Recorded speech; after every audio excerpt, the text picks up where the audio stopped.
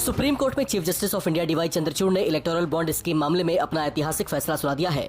CJI D Y Chandrachud ने फैसला ऐसा सुनाया जो नरेंद्र मोदी सरकार के लिए बड़े झटके जैसा है।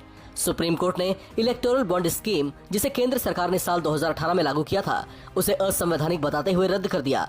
सीजेआई चंद्रचूड़ ने सरकार की इस स्कीम को एक तरह से मनमाना बताया। चीफ जस्टिस डीवाई चंद्रचूड़ ने राजनीतिक दलों और दानदाताओं के बीच बदले की भावना पैदा करने के इसके प्रभाव के बारे में चिंता जाहिर की। उन्होंने इस पर टिप्पणी करते हुए कहा कि इलेक्टोरल बॉन्ड स्कीम एक तरह से सूचना के अधिकार का उल्लंघन है। ऐसे में इससे जुड़ी जानकारियों से जनता को वंचित नहीं किया जा सकता। Chief Justice of India DY Chandrachud ने कहा कि जनता को राजनीतिक दलों को मिलने वाले चंदे की जानकारी पाने का अधिकार है। ऐसे में इसे ढकने या छिपाने की जरूरत नहीं है। इसके साथ ही सुप्रीम कोर्ट ने एसबीआई से इससे जुड़े विवरण को सार्वजनिक करने को भी कहा। सुप्रीम कोर्ट ने आदेश दिया कि स्टेट बैंक ऑफ इंडिया को साल 2018 में जब से ये स्कीम शुरू हुई, तब से चुनावी बॉन्ड प्राप्त करने वाले राजनीतिक दलों की जानकारियों का खुलासा करना होगा। इसमें बॉन्ड खरीदने की तारीख, बॉन्ड खरीदने वाले का नाम, मूल्य वर्ग और योगदान प्राप्त करने वाले राजनीतिक दलों की जानकारियों को भी शामिल करने को कहा गया है।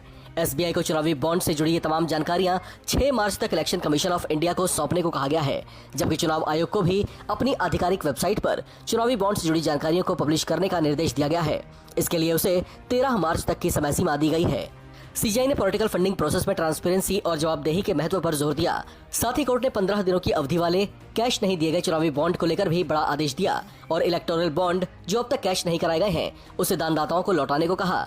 इस प्रक्रिया में बैंक बिना भुनाए बॉन्ड वापस लेगा और फिर खरीदार को पैसे दिए जाएंगे। इस कदम का उद्देश्य पारदर्शिता को बढ़ावा देना और नागरिकों को राजनीतिक दलों और दानदाताओं के बीच वित्तीय लेन देन की जांच करने में सक्षम बनाना है।